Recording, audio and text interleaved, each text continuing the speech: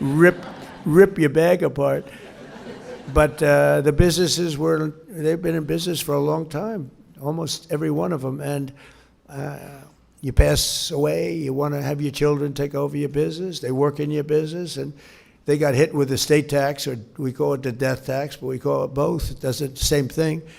And they couldn't afford it. They went out, they take the business, they mortgage it up to pay the tax, and they end up losing the business. They end up going bankrupt. They end up, in many cases, committing suicide. We have a lot of that. You have a lot, especially farms, They want to be on that farm. They don't want to lose their farm. And it's land rich and cash poor. And they go out and they borrow and keep borrowing. We ended that. No more estate taxes on farms and small businesses. So I hope everyone's appreciative of it. Now, if you don't like your children, it doesn't mean anything. But if you do like to leave them to somebody that you love, then it's a big deal for them. You have other problems, but for them, it's a big deal. And I want to say thanks to these tax cuts. 12 million American small businesses got an average tax cut of over $7,000, and our pass-through deduction alone is delivering an average of $4,600 in savings to 8 million entrepreneurs, and is projected to generate $750 billion in economic growth for the country. And so many, it's really amazing. I see it on the television. I don't call this fake news because this is real fake news, but when you look at some of the things that have taken place, we don't get covered correctly. But in terms of the truth, we're having $5,000, $6,000, $7,000, $10,000, $11,000 with no tax on tips and no tax on Social Security, no tax on overtime.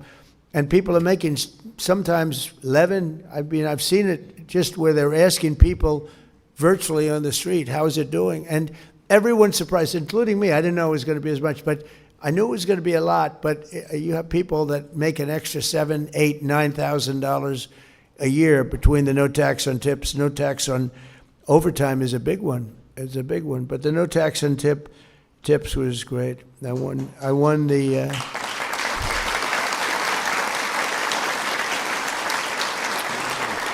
Typically, I don't know why. I can't imagine people voting for the other side with their policies on everything beyond this, long beyond this. But we won Nevada by a lot, and typically Democrats win that state. And no tax on tips. A lot of people getting tips in Nevada, so it had a big impact on people, and much bigger than they thought. And they're just now starting to realize how big and how really wonderful the great big beautiful, I call it the great big beautiful bill is, because we really, it should be called the great big beautiful tax cut bill and regulation cut bill. We put everything in 4 years. If we didn't pass another bill, which won't happen because you always want to keep going, but everything was put into this one bill. That's why it's called the Great Big Beautiful Bill. And one of the things that happened is we were going to do it over 17 different bills. And I said, let's give it a shot. Put everything in one bill, and thank goodness we did it, because the Democrats don't approve anything. They don't approve. You can have the best thing. It can be for security. Look at the security. They wanted to defund ICE. They wanted to defund our incredible Border Patrol. They wanted, essentially, they wanted to fund the police, but they don't want to say it. It's crazy what's going on. So we put it all at the beginning. We have a little honeymoon period, a tiny little honeymoon period in this case. So we got it all approved. Late at night, it got approved. And this was really done as a 4-year bill, Kelly. You know that very well. You were a big part of it. And we got it done, and everybody was surprised. They thought we had to do it in little tranches. I don't know that we would have gotten the little tranches done. There was so much in here that people had to approve it. And if we would have done it individually, I'm not sure it would have gotten done. Plenty of those individual elements would not have gotten done. And almost as important as the tax cuts, we've slashed a record number of job-crushing regulations. That includes for you, and that includes tremendous numbers of environmental regulations, which stopped your businesses, but they didn't do anything, and they had no impact. If anything, they made the environment worse. But we eliminated 129 old regulations for every new one that was approved. It was supposed to be 1 in 10, and it's turning out to be 129. So for every regulation, think of that, 129 we lose them, we get rid of them. It was supposed to be 1 in 10. We would have been happy with, we did 1 in 12. We started off 1 in 7 with my last administration. We got it up to about 1 in 12. Now I see we have a 1 in 129. So we're getting rid of 129 nonsense regulations for every new one that we pass.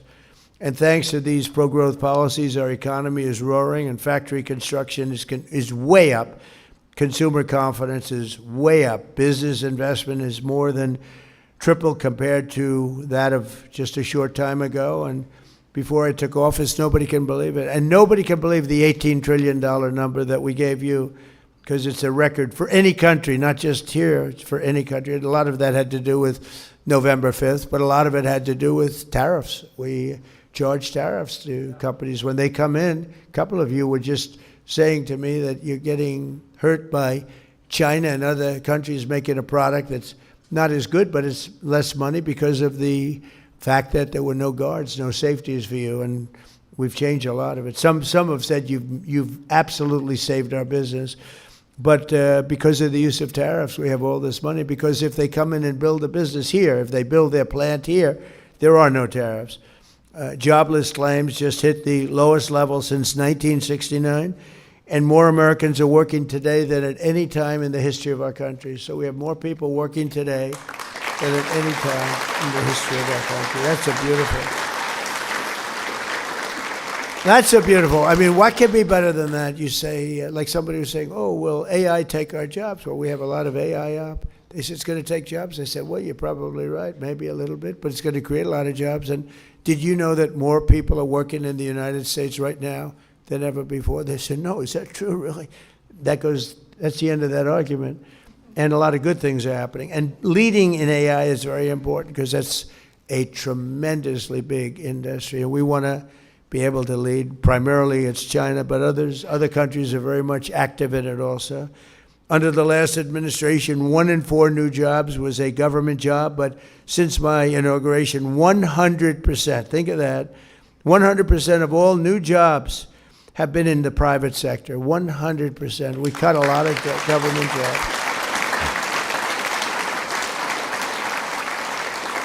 And 2 of the 3 new jobs have been in small businesses. But I just want to say, so think of that, 100% of new jobs are in the private sector. Now, to do that, we cut tremendous numbers of governmental jobs. And I feel sorry for everyone, and it's a hard thing to do. Many of those people voted for me, but now they like me because they went out, they got private sector jobs that they like better, and it's paying them sometimes